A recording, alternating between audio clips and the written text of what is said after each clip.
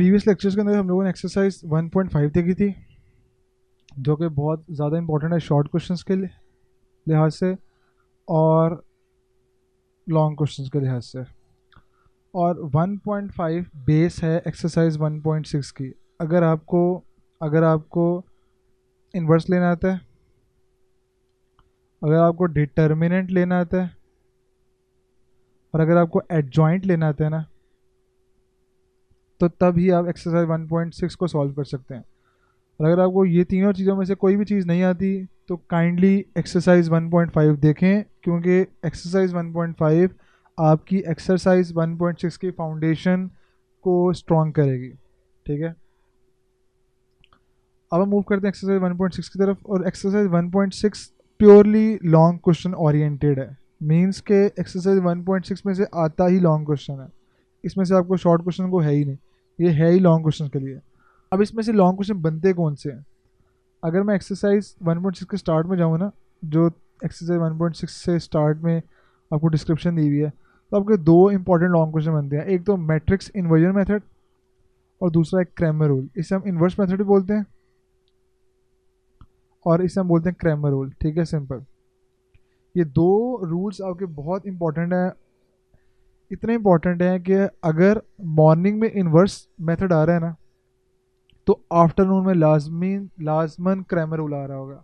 या अगर मॉर्निंग में क्रैमर रूल आ रहा है तो आफ्टरनून में क्रैमर रूल, आफ्टरनून के अंदर इन्वर्स मेथड आ रहा होगा। तो इतने इंपॉर्टेंट है।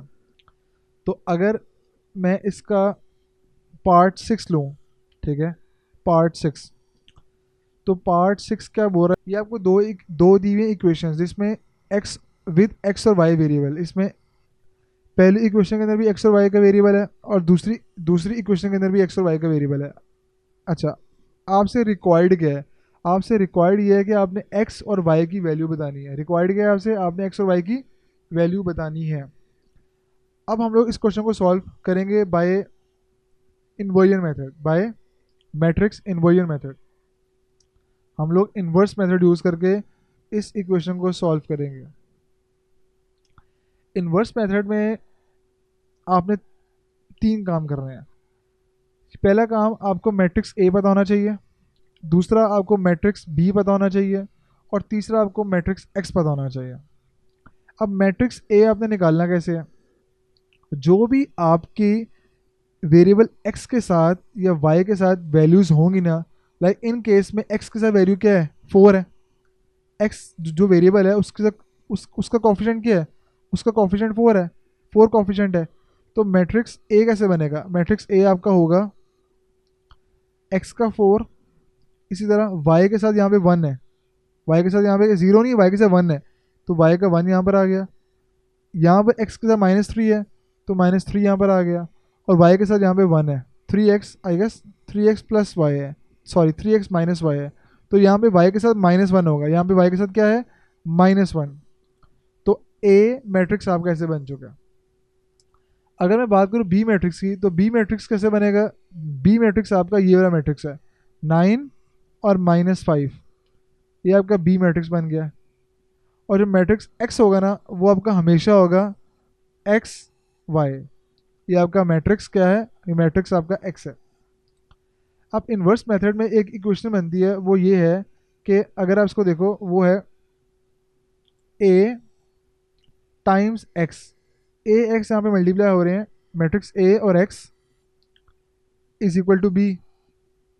बी यहाँ पे ठीक है साइड पर है, तो a x is equal to b. तो मुझे x, क्योंकि मुझे यहाँ पे x और y की वैल्यू चाहिए ना, तो मैं मैट्रिक्स x को एक साइड पे रखूँगा और a को मैं ले आऊँगा इस साइड पर। तो जब मैट्रिक्स x यहाँ पे रहेगा और a आपका आ जाएगा इक्वेशन के इस तरफ, जब a यहाँ पर आएगा तो a का इन्वर्स बन जाएगा, a इन्वर्स b। बात समझ आ रही है? अब तुमने सिर्फ इस इक्वेशन को सॉल्व करना है, सिर्फ तुमने इस इक्वेशन नंबर 1 को सॉल्व करना है। उसके लिए तुम्हें a का इन्वर्स चाहिए। तो मैट्रिक्स ए मेरे पास क्या है? ए मेरे पास है 4 -3 1 -1। ठीक है, ए का मैंने क्या लेना है? इन्वर्स। तो ए के इन्वर्स का फॉर्मूला क्या है? वो फॉर्मूला है adjoint of a divide by A determinant. तो मैं पहले ए का डिटर्मिनेंट निकालूंगा और देखूंगा कि क्या मेरा ए का इन्वर्स एग्जिस्ट करता है कि नहीं करता। तो मैं ए डिटर्मिनेंट निकाल रहा हूँ। ए डिटर्मिनेंट इक्वल है 4 -3 1 -1। इन दोनों एंट्रीज को मैंने मल्टीप्लाई करना है। तो 4 टाइम्स -1, माइनस का साइन आएगा, फिर -3 टाइम्स 1। बात समझ आ रही है? इसका आंसर आएगा -4, फिर माइनस, और -3 टाइम्स 1 का आंसर -3, -4 +3 और -1। मीन्स ए का डिटर्मिनेंट क्या निकला है? -1। इसी तरह अब आपने निकालना है एडजॉइंट ऑफ ए। अब आपने क्या निकालना है? एडजॉइंट ऑफ ए। तो मैट्रिक्स ए मेरे पास था 4 -3 1 -1, ठीक है। तो ए का एडजॉइंट क्या होगा? एडजॉइंट ऑफ ए मेरे पास है, मैंने आपसे कहा था जो आपका प्रिंसिपल डायगोनल है ना, उसकी एंट्रीज को आपने स्वैप करना है। ये आपका प्रिंसिपल डायगोनल है, इसकी एंट्रीज को आपने स्वैप कर देना है। -1 4, ठीक है। और जो आपका सेकेंडरी डायगोनल है ना, इसकी एंट्रीज के साइन चेंज कर रहे हैं। तो -3 था, 3 आ गया, 1 था तो -1 आ गया। तो आपने एडजॉइंट ऑफ ए भी निकाल लिया। तो ए इनवर्स का फॉर्मूला क्या था? वो था adjoint of A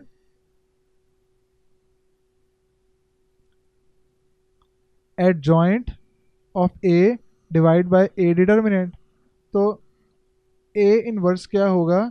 adjoint of ए तो आपके पास ये है -1 -1 3 4, ऐसा ही है।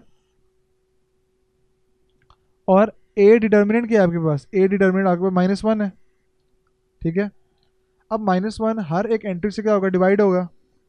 तो मैं लिख सकता हूँ इसको -1 divide by -1, -1 divide by -1, 3 divide by -1 and 4 divide by -1। Okay good. अब नेक्स्ट स्टेप में इसका आंसर आएगा -1 डिवाइड बाय -1 का आंसर होगा 1, -1 डिवाइड बाय -1 का आंसर होगा 1, 3 डिवाइड बाय -1 का आंसर -3 एंड 4 डिवाइड बाय -1 का आंसर आएगा -4। तो ये आपका ए इनवर्स सॉल्व हो चुका है। तो अगर मैं इक्वेशन नंबर 1 को देखूं, जो जो कि आपकी ये वाली थी इक्वेशन थी, तो ए इनवर्स किससे मल्टीप्लाई हो रहा है? बी से। और मैट्रिक्स बी आपके पास क्या था? 9 -5।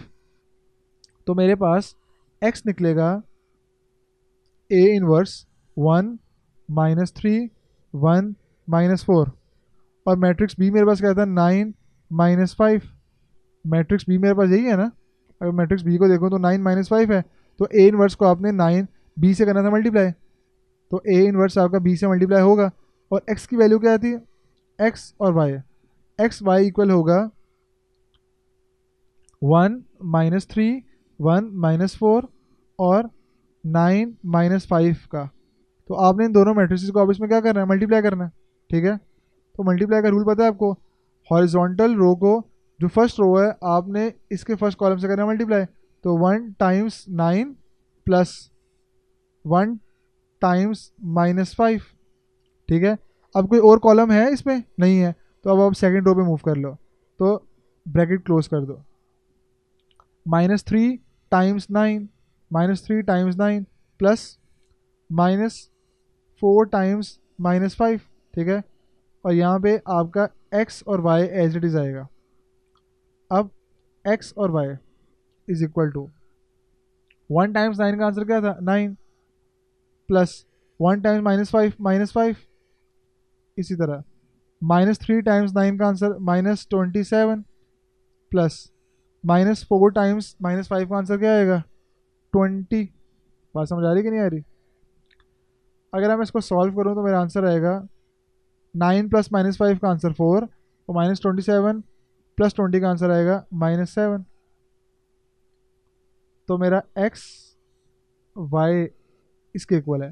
तो यहाँ से x की वैल्यू क्या निकलेगी? 4 और y की वैल्यू क्या निकलेगी? -7। तो x आपका इक्वल होगा 4 के और y किसके इक्वल होगा? -7 के। बात समझ आ रही है? x आपका 4 के इक्वल है और y -7 के इक्वल है। इक्वल मैट्रिसेस का कॉन्सेप्ट है। इक्वल मैट्रिसेस करस्पॉन्डिंग एंट्रीज क्या होती हैं? इक्वल।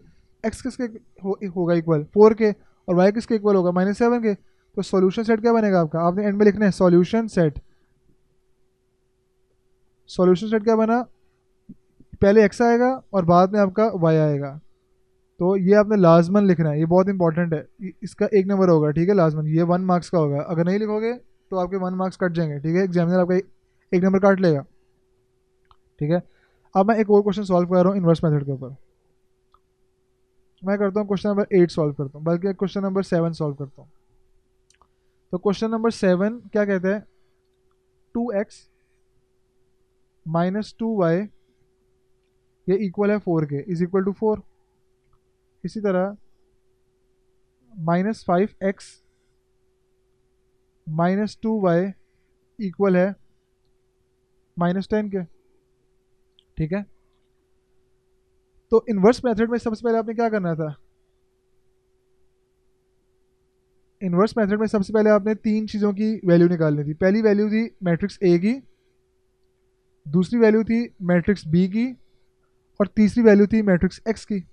तो ए की वैल्यू कैसे निकालनी थी आपने, जो आपके ये एक्स के साथ 2 है ना, तो पहली एंट्री आपकी आ जाएगी 2, वाई के साथ यहाँ पे -2 है तो आ जाएगी -2, एक्स के साथ यहाँ पे -5 है तो -5 आ जाएगी, और यहाँ पे वाई के साथ -2 है तो -2 आ जाएगी। तो ये आपका मैट्रिक्स ए पूरा हो गया। लेट्स सपोज अगर वाई के साथ यहाँ पे कुछ ना होता, वाई के साथ मैं कहता हूँ यहाँ पे वाई के साथ कुछ भी ना होता, तो अब यहाँ पे वाई के साथ -1 होगा, तो तुमने यहाँ पर -1 लिखना है। ये ना हो कि तुम यहाँ पे 0 लिख दो, ये ना हो कि तुम देखो यार भाई साहब यहाँ पे वाई के साथ कुछ भी नहीं है तो मैं यहाँ पे 0 लिख देता हूँ। नहीं भाई साहब, यहाँ पे 0 नहीं है, कि यहाँ पे वाई के साथ 1 है, -1 है, माइनस और 1, बात समझ आ रही है, तो यहाँ पे -1 आएगा। लेकिन इस केस में वाई के साथ क्या था, वाई के साथ यहाँ पे 2 है, तो ये तुमने यहाँ पे लिखना है -2। बात समझ आ रही कि नहीं आ रही। मैट्रिक्स बी की बात करूँ तो मैट्रिक्स बी आपका ये वाला मैट्रिक्स होगा, ये वाला आपका पूरा मैट्रिक्स आपका मैट्रिक्स बी होगा। तो मैट्रिक्स बी तुम्हारा आ जाएगा 4 और -10 के, और मैट्रिक्स ए तुम्हारा हमेशा होगा मैट्रिक्स एक्स तुम्हारा हमेशा होगा एक्स और वाई। क्या ये बात समझ आ रही है, गुड। तो इक्वेशन क्या बनेगी, अगर तुम इसको देखो ना तो यहाँ पे ए और एक्स आप इसमें मल्टीप्लाई होकर आंसर आ रहा है, तो तुम इसको लिखोगे ए एक्स और बी अलग है, ठीक है, इक्वेशन किस तरफ है, तो a x is equal to b. आपको चाहिए था एक्स और वाई की वैल्यू, तो एक्स मैट्रिक्स को यहाँ पे रहने दो और ए को तुम वहाँ पे ले लोगे, तो एक्स मैट्रिक्स हमारा यहाँ पे रहेगा, ए जब यहाँ पे आएगा तो बनेगा ए इनवर्स इंटू बी। क्या ये बात समझ आ रही है, ये तुम्हारी इक्वेशन नंबर 1 है। अब तुमने इस इक्वेशन को सिर्फ सॉल्व करना है, तो उसके लिए तुम्हें पहले ए इनवर्स चाहिए। तो ए इनवर्स का फॉर्मूला क्या है, ए इनवर्स का फॉर्मूला है adjoint of a divide by a का डिटर्मिनेंट। तो पहले तुम मैट्रिक्स ए का क्या निकालो, डिटर्मिनेंट। तो मैट्रिक्स ए मेरे पास क्या है, मैट्रिक्स ए मेरे पास है 2 -5 2 -5 -2 -2 -2 -2। पहले तुम इसका ए का डिटर्मिनेंट निकालो ताकि तुम्हें आइडिया हो कि क्या इसका इन्वर्स एग्जिस्ट भी करता है कि नहीं करता। सो 2 -5 -2 -2। तो पहले आपका प्राइमरी डायगोनल की एंट्रीज मल्टीप्लाई होंगी, सो 2 टाइम्स -2, फिर माइनस का साइन आएगा, फिर सेकेंडरी डायगोनल की एंट्रीज मल्टीप्लाई होंगी, सो -5 टाइम्स -2, आंसर आएगा -4 -10, तो -14। तो ए डिटर्मिनेंट आपका आ चुका है -14, ठीक है। अब आपने निकालना है एडजॉइंट ऑफ ए। तो मैट्रिक्स ए तुम्हारे पास है, ए है आपके पास 2 -5 -2 -2 2 -5 -2 -2। अब तुमने निकालना है इसका एडजॉइंट। एडजॉइंट ऑफ ए क्या होगा, प्रिंसिपल डायगोनल की एंट्री स्वैप करनी है -2 एंड 2, और सेकेंडरी डायगोनल्स की एंट्री के साइन चेंज कर रहे हैं 5 एंड 2, एडजॉइंट निकल आया, ठीक है।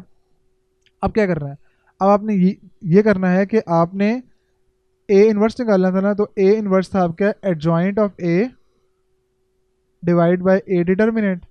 तो एडजॉइंट ऑफ ए तुम्हारा क्या है, एडजॉइंट ऑफ ए है -2 2 5 एंड 2, और ए का डिटर्मिनेंट क्या है -14 डिवाइड बाय -14। बात समझ आ रही है।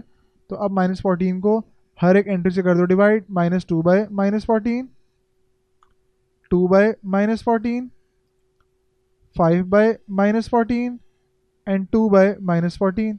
ठीक है, हो गया डिवाइड। इसका आंसर क्या आएगा? इसका आंसर अगर मैं इसको सिंप्लीफाई करूँ तो आंसर आएगा 1/7 -1/7 -5/14 एंड -1/7। बात समझ आ रही कि नहीं आ रही? तो ये आपका ए इन्वर्स निकल आया है। अगर आपका ए इन्वर्स निकल आया है तो अब आपने इस ए इन्वर्स को बी से क्या करना है? मल्टीप्लाई। ठीक है, तो मैं क्या करूँगा? मैं लिखूँगा x is equal to A inverse into B. X मेरे पास क्या था?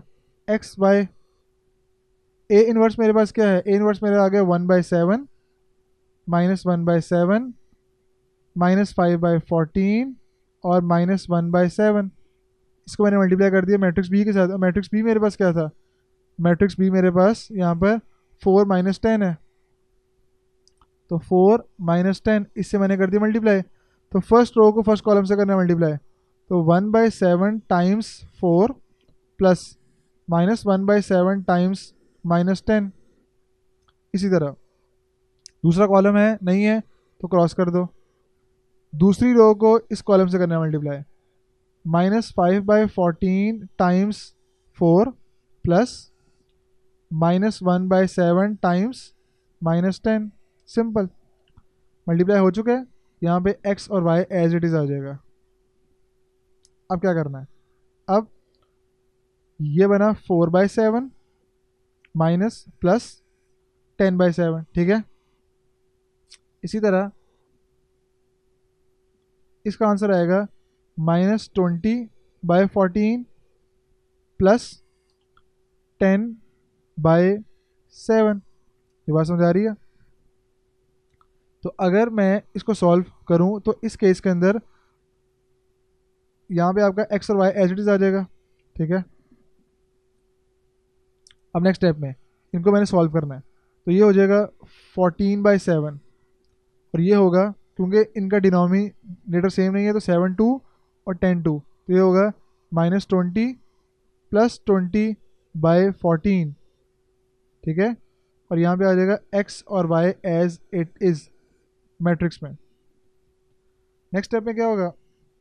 ये बन जाएगा -20 प्लस 20 का आंसर 0, 0/14 का आंसर 0 आएगा, तो यहाँ पे 0 आ गया और यहाँ पे आ जाएगा 7 2 14, तो ये आएगा 2 और यहाँ पे x और y एज इट इज़। अब यहाँ पे इक्वल मैट्रिसेस का कॉन्सेप्ट यूज होगा। किसका? इक्वल मैट्रिसेस का। वो क्या है? वो ये है कि अगर दो मैट्रिक्स इक्वल होंगे तो करस्पॉन्डिंग एंट्रीज भी इक्वल होंगी। तो x किसके इक्वल होगी? 2 के, तो यहाँ से x की वैल्यू क्या निकल आई? 2।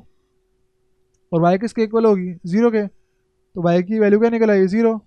तो आपका सॉल्यूशन सेट क्या बनेगा? सॉल्यूशन सेट क्या बनेगा आपका? वो होगा पहले x की वैल्यू 2 और फिर y की वैल्यू 0। ये आपका सॉल्यूशन सेट है। क्वेश्चन नंबर 1 का पार्ट 3 है। ओके, दो इक्वेशंस हैं, 4x + 2y = 8, 4x + 2y = 8। दूसरी है 3x - y = -1, 3x - y = -1। मैंने इन्वर्स मेथड के अंदर आपको बताया था हम सॉल्व कर रहे हैं इन्वर्स मेथड। ठीक है, इन्वर्स मेथड के अंदर मैंने आपको बताया था कि आपको 3 चीज़ें चाहिए। पहला मैट्रिक्स ए, दूसरा मैट्रिक्स बी और तीसरा आपको चाहिए मैट्रिक्स एक्स। ठीक है, तो मैट्रिक्स ए मैंने आपसे कहा था कि ये जो वेरिएबल्स के साथ, ये जो एक्स वाई के साथ जो भी आपका कॉफिशेंट है वो आपका मैट्रिक्स ए बनाएगा। ठीक है, जैसे एक्स के साथ 4 है तो पहले 4 लिखोगे, फिर वाई के साथ 2 है तो 2 लिखोगे, दूसरी इक्वेशन के अंदर एक्स के साथ 3 है तो 3 लिखोगे, और यहाँ पे y के साथ 1 है। ठीक है, तो आप -1 लिखोगे। बात समझ आ रही है? ये ना होगा तुम यहाँ पे 0 लिख दो, y के साथ 1 है। ठीक है, y के साथ यहाँ पे क्या है? 1 है। तो ये बन गई आपकी a का मैट्रिक्स। अब मैट्रिक्स b मैंने आपसे कहा था कि मैट्रिक्स b है ये वाला 8 - 1, तो 8 - 1 आपका मैट्रिक्स b है। और मैट्रिक्स x हमेशा होता है एक्स वाई। ठीक है, क्योंकि यहाँ पे जो वेरिएबल्स है ना वो x और y के अंदर है, एक्स वाई होगा। अगर वेरिएबल होते हैं आपके a b के अंदर तो आप यहाँ पे ए बी आता। ठीक है, ये आपके बन गए 3 मैट्रिक्स। फिर आपकी इक्वेशन थी a x matrix a into x matrix b बना रहा है, ठीक है। आपको चाहिए थी values of the variable x and y, तो वो मैट्रिक्स एक्स में है, तो मैट्रिक्स एक्स को आप यहाँ पे रहने दोगे और जो आपका मैट्रिक्स ए है ना वो यहाँ पर आ जाएगा। जब मैट्रिक्स ए आपका वहाँ पर आएगा तो ये बनेगा एक्स यहाँ पे रहेगा, तो ए इनवर्स इंटू बी। मैं ए इनवर्स को पहले क्यों लिख रहा हूँ, उसकी रीज़न ये है कि मैंने आपसे कहा था, क्योंकि यहाँ पे ए इनवर्स बी से क्या हो रहा है, मल्टीप्लाई।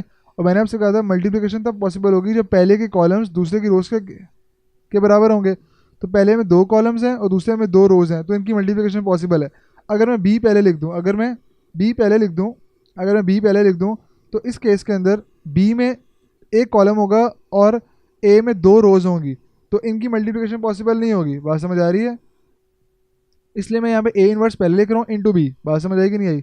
अच्छा, अब मैंने इस इक्वेशन को सॉल्व करना है, मैंने इस इक्वेशन को सॉल्व करना है। इक्वेशन नंबर 1 को मैंने सॉल्व करना है। इक्वेशन नंबर 1 को सॉल्व करने के लिए मुझे ए इनवर्स चाहिए, तो मैं पहले ए इनवर्स निकालूंगा। तो ए इनवर्स का फॉर्मूला क्या है, वो है adjoint of a divide by A determinant. आपको एडजॉइंट लेना भी आता है और डिटर्मिनेंट लेना भी आता है। तो पहले मैं डिटर्मिनेंट इसलिए लूँगा ताकि मुझे पता चल जाए कि क्या ए इनवर्स एग्जिस्ट करता है कि नहीं। अगर ए डिटर्मिनेंट मीन्स अगर ए डिटर्मिनेंट 0 आएगा तो मैट्रिक्स होगा सिंगुलर, उसका इन्वर्स एग्जिस्ट नहीं करता, ठीक है।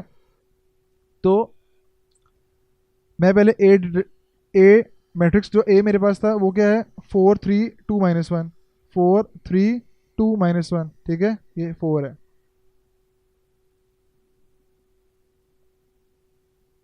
मैंने क्या लेना था, मैंने लेना था ए डिटर्मिनेंट। तो A determinant is equal to determinant of the matrix 4 3 2 -1।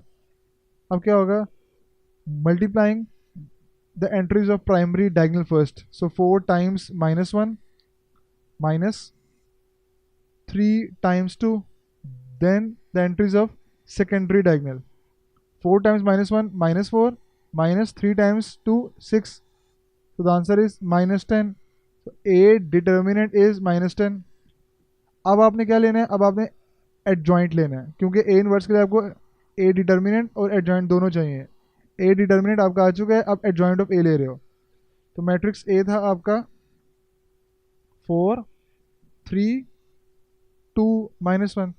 तो अब आप ए का एडजॉइंट ले रहे हो, तो adjoint of A is equal to, क्या करते थे एडजॉइंट में, प्राइमरी डायगोनल की एंट्रीज को हम लोग स्वैप करते हैं -1 4, और सेकेंडरी डायगोनल की एंट्रीज के साइन चेंज करते हैं -3 एंड -2। ओके, तो ये आपका एडजॉइंट ऑफ ए भी आ गया। अब ए इनवर्स क्या होगा, ए इनवर्स होगा adjoint of a divide by A determinant. तो एडजॉइंट ऑफ ए क्या था, वो है मैट्रिक्स -1 -2 -3 एंड 4। ये आपका एडजॉइंट ऑफ ए था। डिटर्मिनेंट क्या है, डिटर्मिनेंट है आपका, ए डिटर्मिनेंट है आपका -10। तो मैंने -10 को एडजॉइंट ऑफ ए से करना है डिवाइड, तो -10 हर एंट्री से क्या होगा डिवाइड, तो -1 बाय -10 -2 बाय -10 -3 बाय -10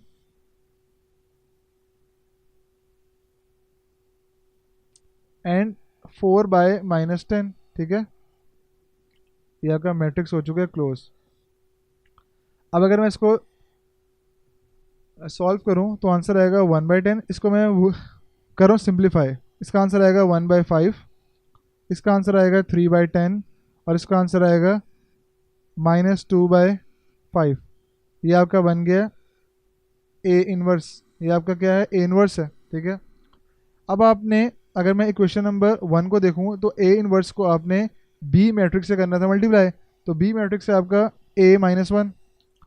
तो अगर मैं सॉल्व करूं x is equal to a inverse b, x matrix क्या था मेरे पास, x y matrix a inverse क्या था मेरे पास, 1/10 1/5 3/10 एंड -2/5।